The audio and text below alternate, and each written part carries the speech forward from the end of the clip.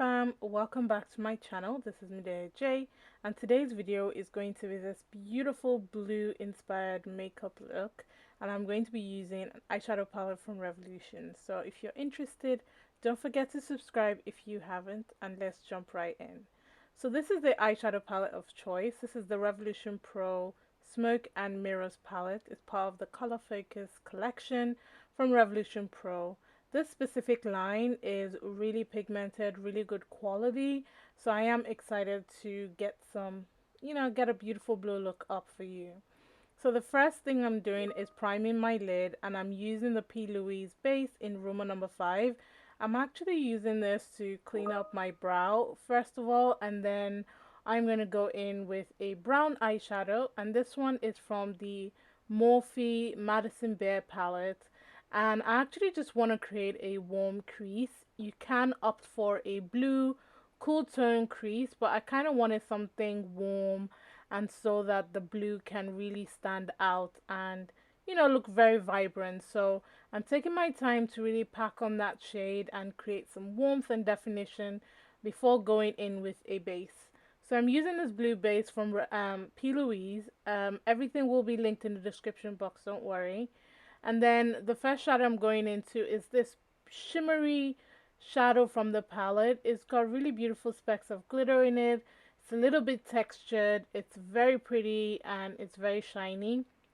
So with this particular shadow, I think an eyeshadow base is much better than, an eyeshadow glitter base is much better than a normal base.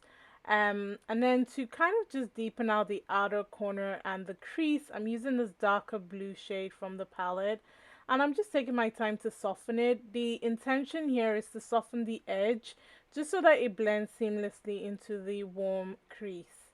And then I use the NYX glitter adhesive to apply the teal shadow in the inner corner.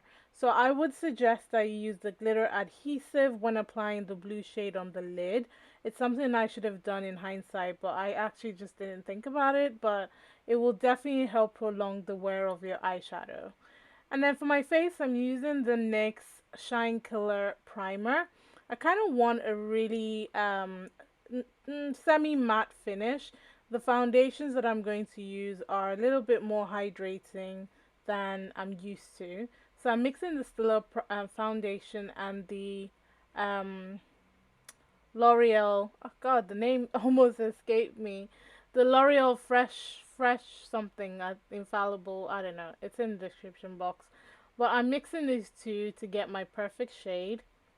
I'm also using a flat top kabuki brush from Sedona Lace. I believe that one is from. It's pretty old to be honest, but any flat top kabuki brush will help you blend out your foundation a lot nicer. Or you use a sponge like I've done. And then I'm using the super size concealer from Revolution. I'm keeping that in the inner corner because I kind of don't want the winged out effect. So I'm concentrating the product on the inner corner to give me more of a rounded blend when I do go in to blend my concealer. I did leave it for a couple of minutes to settle down so that I can get the full pigmentation. So don't be in a hurry when you're doing this. You can always use a small fan to dry it down.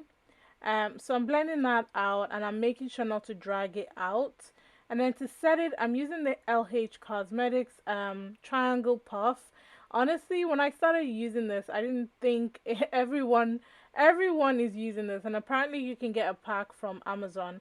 I actually really like this one from LH Cosmetics. It's a velvet puff, gets in the inner corner quite nicely, and I'm using the Pat McGrath powder. And then going to go in with the Tarte pressed powder to kind of just soften the under eye because I don't want the overly exaggerated under eye. I think I've said it before in one of my previous videos that the Pat McGrath palette powder can be a little bit drying, so be careful when you're using it. This eye pencil is from one of the collaborations with Revolution. It's a beautiful blue. I absolutely love it. It stays in the waterline quite nicely. Very inexpensive and very pigmented. I'm using the darker blue eyeshadow that I used to blend out my outer corner to just blend out the edge of that lower lash line. And then to set the rest of my face, I'm using the Revolution Pro CC setting powder. This is definitely a cult favorite. I recommend it hands down if you're looking for a nice pressed powder that isn't going to add too much product and you can use to set the rest of your face. To contour, I'm using this brush from Joy Adenuga. I do have a video up showcasing her brushes and that she's got a perfect set of brushes that you can use for your everyday makeups. Definitely check that out.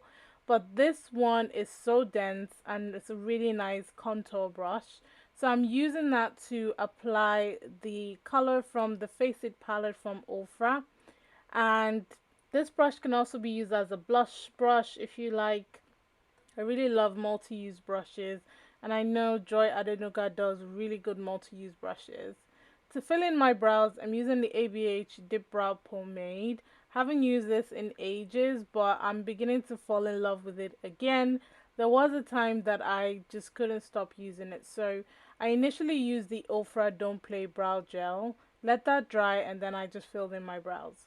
And then I'm using this blush from Thrive Cosmetics and a blush brush from Real Techniques to blush. And it has a little bit of a highlighter to it. So if you don't want the extra highlighter, then you can definitely go for that blush and be done. But I kind of do. So I'm using this one from Revolution. This is a shimmer brick palette and I'm combining both shades. I did tap off my brush to avoid any excess falling around.